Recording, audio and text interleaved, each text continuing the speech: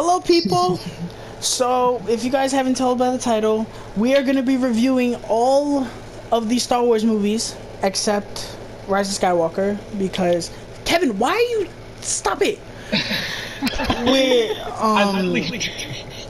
We're gonna review all the Star Wars movies except Rise of Skywalker because that review's already done and it doesn't deserve another acknowledgement. So we will be reviewing all 8 Star Wars movies and Rogue One and Solo in chronological order, of course. So today we're talking about the best one. Said nobody ever. It's not April 1st. Again, it's not April 1st.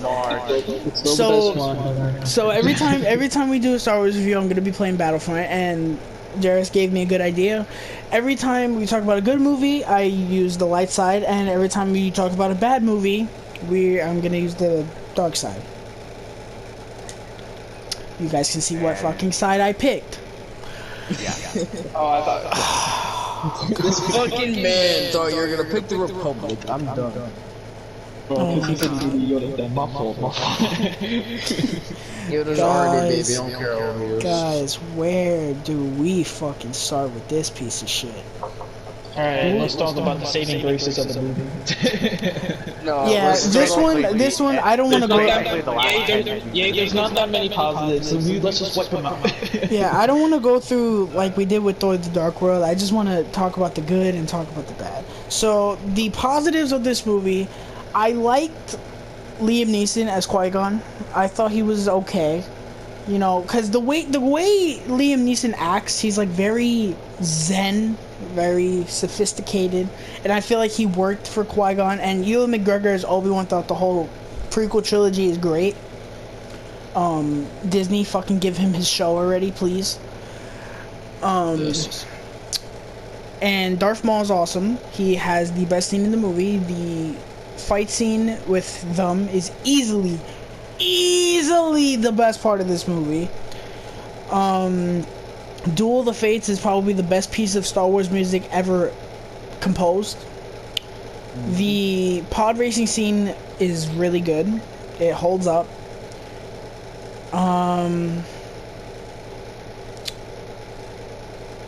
That's it. Those are the only positives I have. You guys, anything I didn't mention? The underwater scene is a very good scene, okay? First of all, I want to get this out of the way. I fucking hate this movie. What do you guys think of Phantom Menace? Oh, it's easily the worst Star Wars movie. It deserves to go down a hole. It deserves to be in. I think it's right there with the Rise of Skywalker. Look like I made this up up there. No, Rise of Skywalker isn't as bad as this. It's offensive, but it's not as bad as. So, we're gonna get into the negatives now. So, right off the bat, the CGI in this movie is fucking terrible. And before, excuse me, before we continue, I just need to establish, yes, I know this movie came out in 1999, but A New Hope looks better than this movie. That came out in 7 minutes. This movie literally looks like a video game at points. The whole third act looks exactly like a video game. Kevin knows exactly what I'm talking about. This movie literally looks like a video game. It's embarrassing. The CGI on Jar Jar Binks is. Fuck. Oh my god, guys. The CGI on Jar Jar Binks. He looks like Play-Doh. That's one way to put it. Yeah. First of all, now that we're on the topic of Jar Jar Binks, oh my. He's the most annoying character in Star Wars. That's without a doubt. I would even argue one of the most annoying characters of all time. Apparently, I've heard that people think he's racist. I don't get that joke. No. He's just stupid. Guys, Jar Jar Binks. He's just really. There's so many attempts at humor with him, and they miserably fail. Like, there's so many points where I'm just like, was that supposed to be funny? I'm very sure that Jar Jar Binks appeals to like the younger, like, and in the world. Well, My that's the sister, main that issue. was 6 years old, watched this movie. She thought it was funny. That's the main issue with this movie. The prequels were made for kids. The original trilogy wasn't made for kids. These movies were definitely made for kids. And they didn't. This Except for Except for what? Revenge of the Sith. Well, I don't know. I feel like they only gave Revenge of the Sith the PG-13 rating because of what happens. But so, what was I gonna say? Also the pacing in this movie is terrible. It's so bad. It feels longer than Endgame, in my opinion. That's how long. It's so boring. It is so miserably boring. Like, there's like honestly, it gets boring like really early. It's not even like, oh, it starts out good and then it gets boring. No, this movie gets boring really fast. Like, and it's painfully boring. The oh, excuse me. The characters in this movie, outside of Obi-Wan and Qui-Gon, are really boring. Yoda, oh my god, this is the biggest offense for me. Yoda is like so boring in this movie. First of all, they CGI'd him. I don't know why. But they made him so boring. Like, granted, I get why he's a crackhead in Empire Strikes Back, because he's like,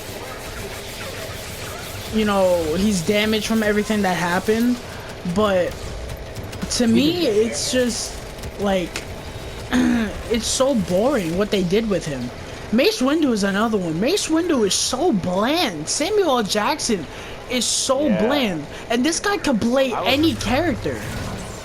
I was really hoping that. Doesn't he get better? I'm pretty sure he does. He gets better in Revenge of the Sith, but Episode 1 of Mace Windu, I like the only thing cool about when I first saw it was like, oh, he can't get with purple. That's about it.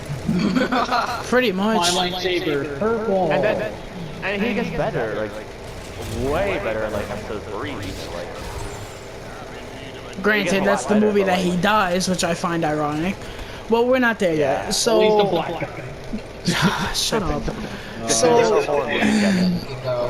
Let's talk about Natalie Portman real quick. Acting wise, she's not terrible. She, like, believe me, she gets worse, but she's not bad. But her voice is so weird. When she's the queen, right? Her voice sounds so weird. And it's like I had to look it up to make sure that it was her, and it was. So I'm like, why does she sound like that? It's such a weird thing that they did. Like, she sounds like she's talking into a voice box or something. I don't know. It's such a weird thing that they did. Speaking of acting, so Jake Lloyd was cast as Anakin Skywalker. Yeah, your mic is acting up. your mic is helicopter. So yeah, the acting from Jake Lloyd is obviously, great. There's totally nothing wrong. Again, I gotta stop making jokes acting like it's April 1st. This kid is fucking terrible. Clearly didn't read the script. You probably, I mean, considering how young he was, I don't think he was able to read the script, good sir.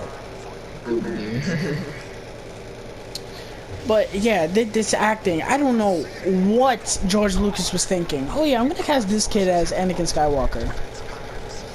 Totally. The hero of the prequels. Also, the cinematography in this movie is really inconsistent. Like, sometimes the shots look really good. Other times, they look horrendous.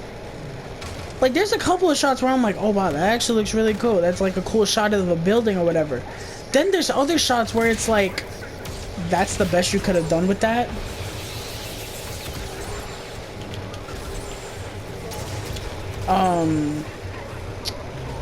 So I gotta ask myself this question: why couldn't Jar Jar be thrown off a spaceship by Qui-Gon? I'm just asking.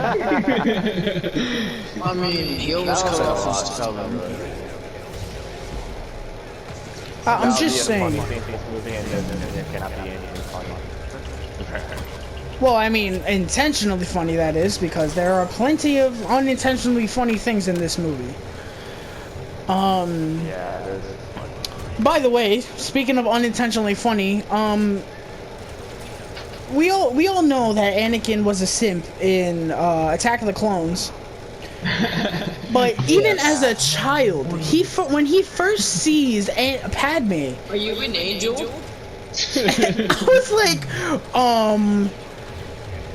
I was like, where did that come from? Like, where did that come from? It was such a random line that he says. I was like, you're like 7, dude. She's like 14. What is wrong with you?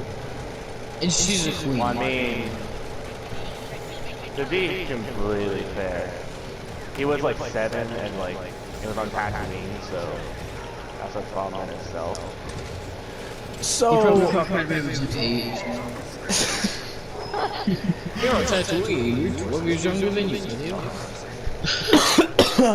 So let's talk about how Anakin brought 4 strangers into his house and his mom didn't even question it.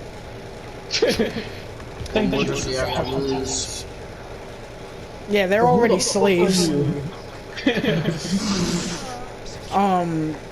So this was a little Easter egg type thing. The meeting between R2 and 3PO, I thought was kind of funny. You know, R2 and 3PO are always a bright spot in the movies, you know. So it was cool seeing them there, or seeing him.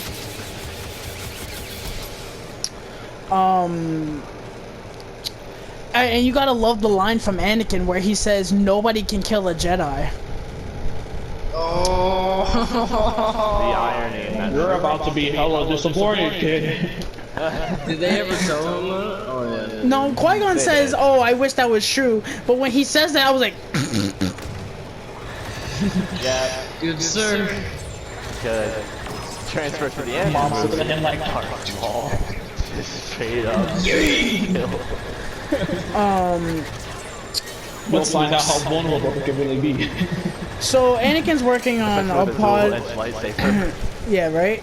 They show Anakin working on a pod racer, and the pod race, all the pods. I don't know if we're supposed to call them pods or pod racers. I don't know, but the pods look cool. You know, they're nicely designed. They're basic, but they're nicely designed. So then this leads us into the pod racing. So what do you guys? How do you guys feel about the pod racing all these years later? When Qui-Gon and what was that dude's name again? Or like, no. Oh, the fucking big flying fat dude. That's a slave owner.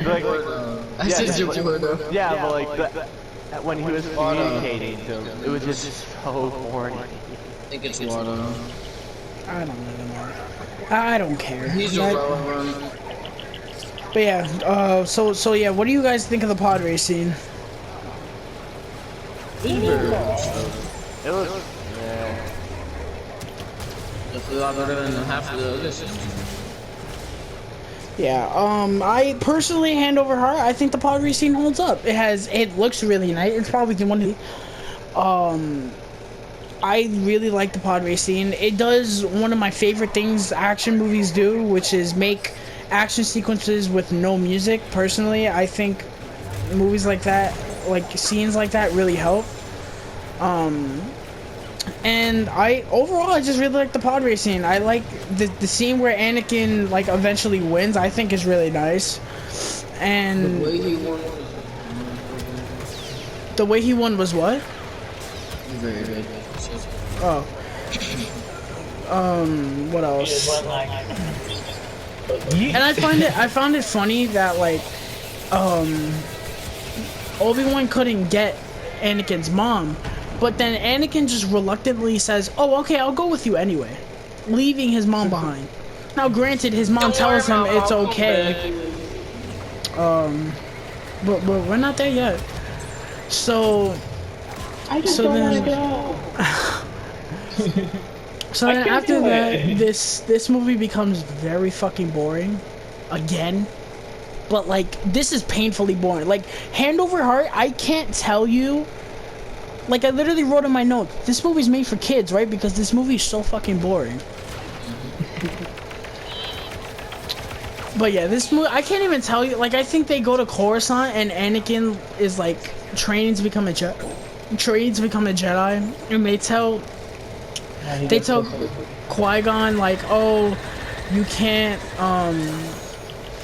like, you can't have him as an apprentice because Obi-Wan's your apprentice or whatever. They said something of, well, yes, like that. They said another thing about him having like dark energy. Oh yeah, so he has like the highest like energy and like a no. So they introduced metachlorians. They introduced metachlorians in this movie, which are so fucking dumb. Basically, metachlorians are basically Jedi brain cells. That's basically what they are. It's basically like, oh, if you have a significant amount of this, that means the Force is strong with you. And it's like, what? Why was this not a thing before? And it said like, Anakin had more than Yoda. Yeah. To which I was like, so Yoda isn't as powerful as Anakin? And Anakin's a child. I don't know. That was such a stupid thing that they did. I didn't like that they introduced metachlorians. I still think it's fucking dumb. Man, they probably realized it was fun because they never introduced it after episode 1.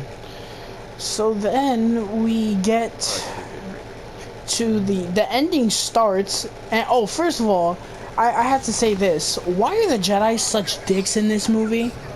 Like, they're dickheads in this movie. I have zero clue, dude. Like, they are just the worst. Can't turn the water. I don't know, to me it's so like dumb the way they made the Jedis in this movie.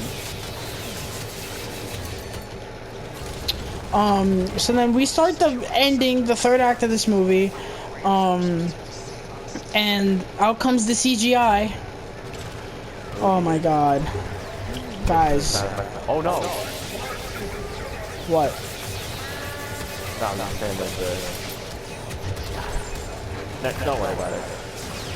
Right? So, I'm so confused. the Gungans are fighting the droids, to which I have no idea why. Like, literally, it's just they're fighting, I guess to hold them off or something? I don't know. Yeah. Regardless... Yeah, they said they wanted to hold up the majority of the Worst part about that scene, they promoted Jar Jar to fucking senior commander. Bro, and he acts like the biggest retard in the movie. Yo. Don't give up. I have a plan. Me give up. They banished him for a reason. We can clearly tell why. I mean, if I don't know, if I was that thing's parent, I would have banished that shit a long time ago. I'm sorry. I don't think you are, man. So we get to probably the best scene in the movie. Darth Maul comes, and most people say that this is epic. That's an understatement. This scene is fucking awesome. How do you guys feel about the Darth Maul lightsaber fight? Bro, as soon as Darth Maul showed up and he pulled out the dual lightsaber, I was like, oh shit. Actually, to be fair, anytime Darth Maul comes out, it's just like, oh. Guys, when I would be lying to you if I said when Darth Maul came, I didn't get chills. I was like, oh my god. Yeah. I was like, okay. It just made me feel up. So this scene made me feel like a kid again. I don't know. Like, I was just so happy when he came. I was like, oh my god, this is awesome. And the fight is awesome. It's short, but the fight is awesome. And Duel of the Fates, again, probably the best piece of Star Wars music ever composed. So fast forward to the end of the fight. So they established that the Jedis have super speed. I don't want to call it super speed, but that's basically what it is. So I don't understand why they never used this again. Like, they literally just used it in this movie, and then that was it. I was like, you could have used it. I think they used it in 2 scenes. No, it was 1. Well, maybe 2. I don't know. I don't fucking remember. But they, literally, the scene where Qui-Gon and Darth Maul were in the red shit, Obi-Wan could have sped through all of that to get to Qui-Gon to help him, but he just, I'm just gonna run normally and not make it. But Gotta be dramatic for the movie. yeah, right. The scene where Qui-Gon dies, I'm not gonna lie. I know it happens. We all know it's happened because we've seen this movie before. But like, for a first-time view, if that would have happened, I would generally be shocked because the kill comes out of nowhere. Literally, he's fighting him, and he's like. And you're like, oh my god, he's gonna make it. Obi-Wan's gonna go in, they're gonna kick ass, it's gonna be all... No, he dies. And it's a really sudden death that I think really works. But the thing that bothers me is, you know, they didn't develop Qui-Gon's character at all. So it's like, I wanna care, I only care for the sake of that Obi-Wan feels bad, but I don't care because you didn't develop Qui-Gon at all. You just had him be there. It just says Obi-Wan's master. Like, oh, Obi-Wan. All the Jedi in heaven when they see Qui-Gon after pressuring them to train anything. But the thing that really helps the impact of the death is Obi-Wan's reaction to it. And what I love about this scene is immediately when he dies, Obi-Wan switches the way he acts. He goes from like going to he switches from fighting to defeat Darth Maul to I'm gonna fucking kill you now. When the red shit disappears and he goes to fight Darth Maul, he fucking fights him so aggressively. I love the way they did that. Cause he goes in and he's like, you killed my master, now I'm gonna fucking kill you. I love that they did that. You know. So then, we didn't talk about the part with Anakin. So Anakin hijacks a speeder or a ship, and he magically knows how to fly now. Now they did say, the ship is on autopilot. That doesn't mean anything. Autopilot it's like basically cruise control. By autopilot, I mean R2 was flying it. Pretty sure that's how. Wait, what did you say, Kevin? He controlled the ship halfway through. I think they were getting all kinds of fucked up, and they're like, alright, R2, get us out of here. I'm flying this shit. Yeah, and then like apparently again, like they never established how Anakin knows how to fly. It's like, where did you learn that? The only thing I can think of is the pod racing, but at the same time, it's Dude, pod racing, really? I mean, that's the closest you can get. Other than that, maybe it's the fact that he knew a lot about ship's control when he was on that other ship. I guess. I don't know. But yeah, Anakin, like, by accident blows up a ship that controls all the droids. So then, after this, the Gungans are fighting, and eventually it all ends. And the Gungans win or whatever, they're about to die, and it's supposed to be emotional, and you don't give a shit because all these fucking things are terrifying to look at. So then we get to the final part with Obi-Wan and Darth Maul.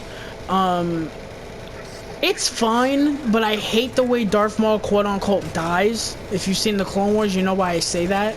But I hate the way that they just killed him. It kind of looked really silly.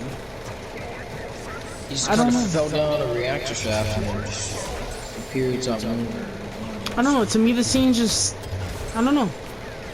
But,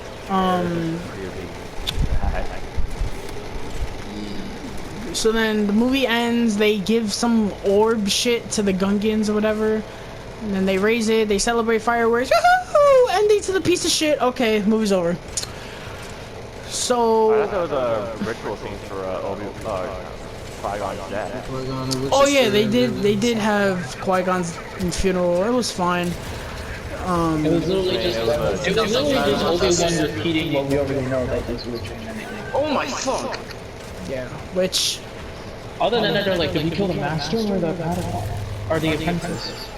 And then they're like, oh yeah, I did like that, and this is one thing I forgot to mention. I like the little hints and teases at Palpatine in this movie. Like, there's certain shots where it'll loom on him, and you'll see like this look of like anger. It's like, oh, like he's coming. But that's about all this movie has to offer. But that's gonna do it for Phantom Menace, guys. This movie's a pile of shit. Tomorrow or Sunday, we're gonna be reviewing Attack of the Clones. Oh yeah.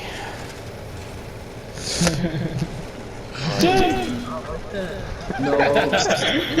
and depending on if we feel like it, we're gonna review Revenge of the Sith also, which I'm looking forward to heavily. But yeah, that's gonna do it. Let us know if you guys feel the same way about Phantom Menace, which mostly everybody does.